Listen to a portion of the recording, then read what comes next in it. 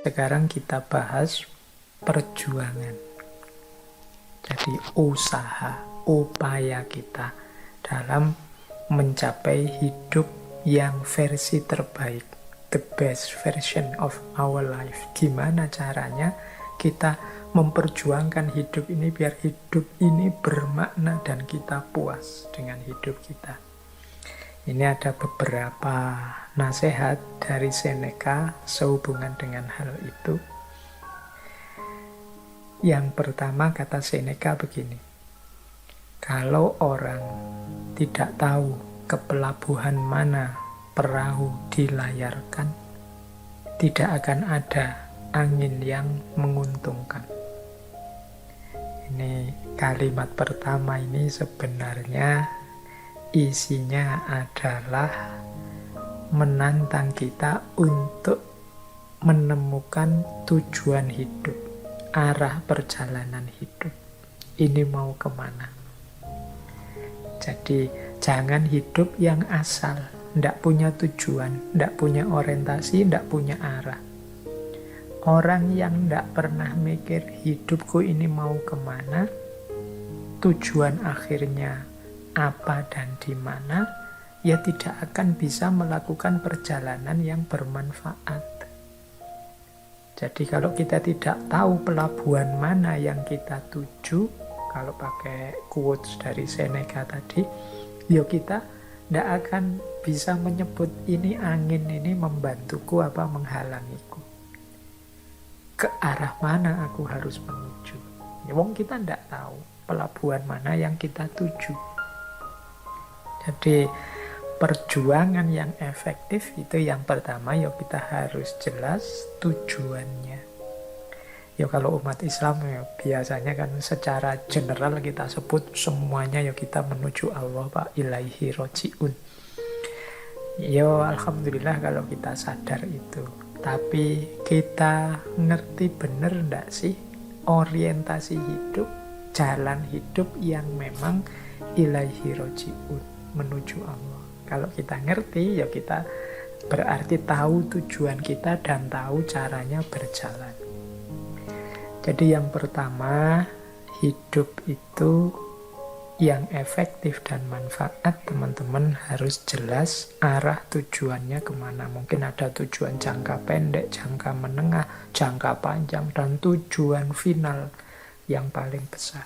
Nah, itu lebih enak kita kemudian menempuh perjalanannya. Jadi kadang-kadang kita itu kan hidup, kan banyak di antara teman-teman itu sudahlah Pak, mengalir saja. Yuk, mengalir saja itu ya kalau pas alirannya membawamu ke tempat yang engkau inginkan. Kalau membawamu ke tempat yang mencelakakanmu gimana? Yang menyakitimu gimana?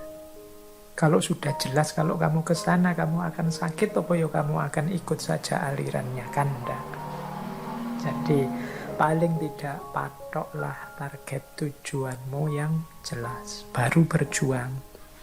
Jadi kalau mau berjuang mati-matian, saya akan berjuang mati-matian memperjuangkan hidup saya, Pak, hidup atau mati. Lah terus mau berjuang kemana? Targetnya apa? Indikatornya apa, teman-teman sudah sukses dalam perjuangan itu?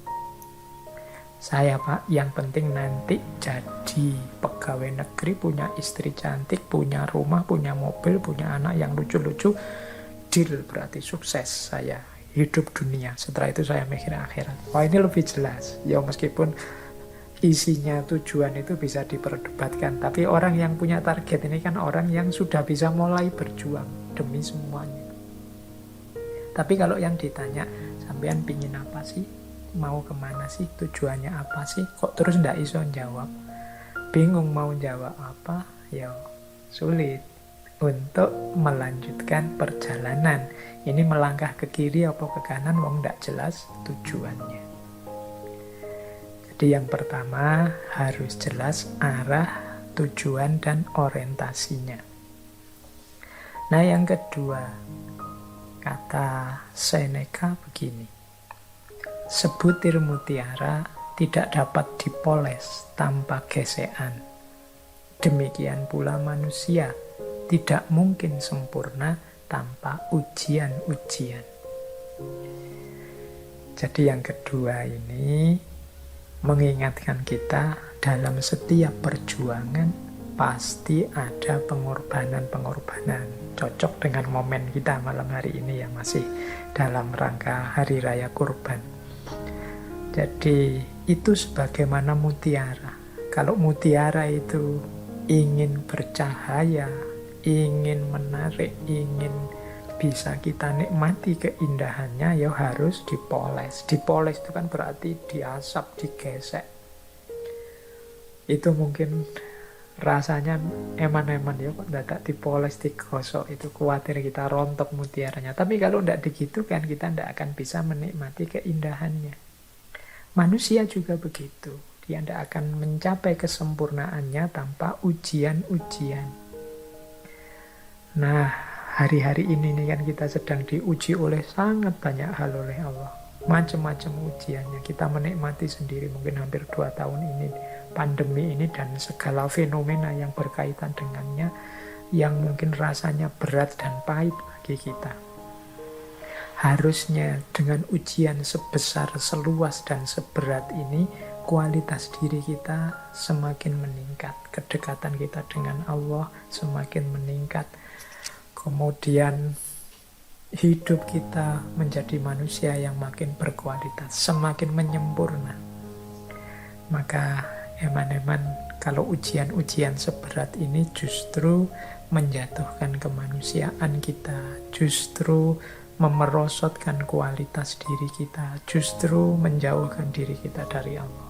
Berarti kita tidak lulus ujian. Kalau tidak lulus ujian itu biasanya terus diuji lagi, remedi lagi kita.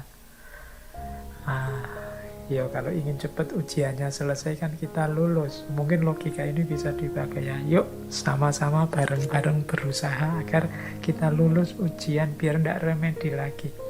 Jangan-jangan pandemi ini tidak selesai-selesai karena kita ini bolak-balik diremedi oleh Allah. Loh kok tidak lulus lagi? Ada pandemi kok malah gegeran. Ada pandemi kok malah saling maki-maki. Ada pandemi kok malah isinya marah-marah semua. Itu mungkin, wah ini nggak lulus berarti remedi lagi.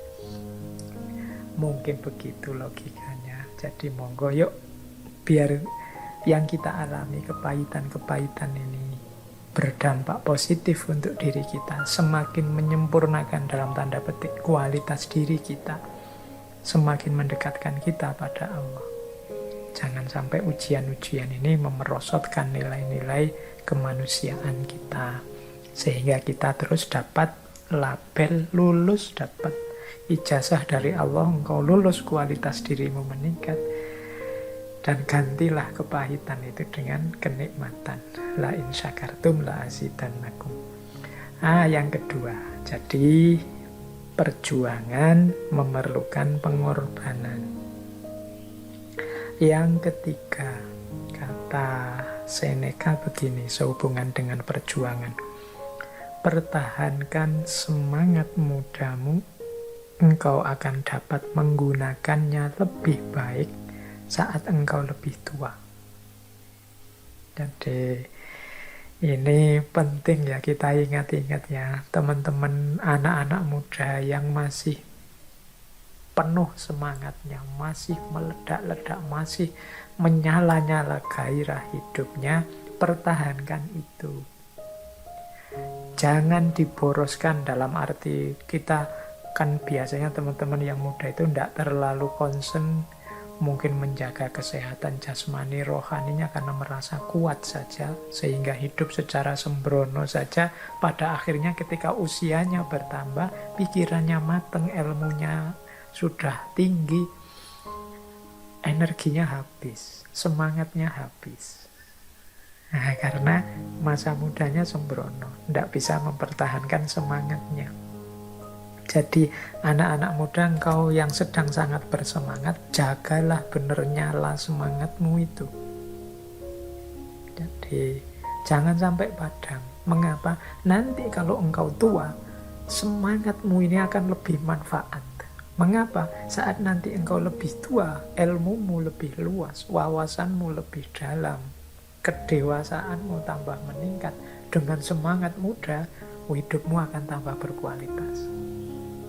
Kalau yang masih muda gini kan mungkin masih nafsunya masih meledak-ledak, mengiringi semangat, wawasannya juga belum terlalu luas, jadi kadang-kadang salah-salah ngambil keputusan. Paling tidak jagalah agar semangat ini tidak mati.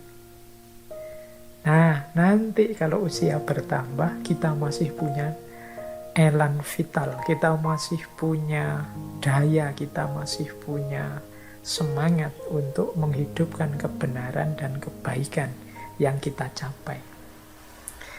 Ini pesan juga untuk teman-teman muda, untuk menjaga semangat itu antara lain kita jaga kesehatan jasmani rohani kita. Jangan hidup sembarangan. Kadang-kadang saya ada teman 1-2 itu ketika usianya belum terlalu tua, sudah mendapat penyakit macam-macam, akhirnya tidak ada di usia muda. Eman-eman kalau orang-orang yang berkualitas ini kemudian menghamburkan semangat hidup dengan sembrono pada saat dia sangat dibutuhkan, dia kurang bisa memberi manfaat karena semangatnya sudah padam, sudah sakit-sakitan dan lain sebagainya. Jadi perjuangan juga harus taktis. Pertahankan semangat muda karena kita akan membutuhkannya saat umur kita bertambah, saat kita lebih dewasa. Jadi jangan dikira kalau nanti tua ya berarti sudah selesai Pak, tenaganya berkurang, energinya berkurang ya, tapi semangat tidak boleh berkurang. Baik, itu yang ketiga, rumus dalam perjuangan. Kemudian yang keempat, Seneca bilang begini, kalau ini untuk situasi yang khususnya menghadapi orang lain. Kata Seneca begini, kalau engkau manusia, hargailah mereka yang mengupayakan hal-hal besar meskipun kemudian gagal. Kita ini kan dalam hidup ini berarti kita sama-sama pejuang, sama-sama orang yang sedang berjuang dalam hidup ini. Orang lain juga pejuang, kita juga pejuang. Sesama pejuang, mari saling menghormati, mari saling menghargai. Berarti mari kita hormati, kita hargai orang lain yang juga sedang berjuang, meskipun kemudian mereka gagal. Mengapa? Ya karena orang yang mau berjuang, orang yang mau mengupayakan perubahan-perubahan untuk hidupnya menjadi semakin baik di level apapun, ini saja sudah membuktikan mereka manusia yang berharga. Kan rumusnya memang manusia itu kuasanya hanya sampai level berusaha. Hasil atau tidak, sukses atau tidak, itu di luar ranah kita sebagai manusia. Tuhan yang menentukan, Allah yang menakdir hasilnya apa. Jadi begitu manusia ini mau berjuang, berupaya menghasilkan hal-hal besar baik untuk dirinya maupun untuk masyarakatnya, dia sudah layak untuk kita hormati apapun bentuknya. Jadi dia layak untuk mendapatkan penghormatan dari kita. Jadi teman-teman, untuk perjuangan ini berarti ada 4 rumus dari Seneca. Yang pertama, tegaskan tujuan. Yang kedua, siaplah berkorban. Yang ketiga, pertahankan semangat. Dan yang keempat, hargailah sesama yang juga berjuang.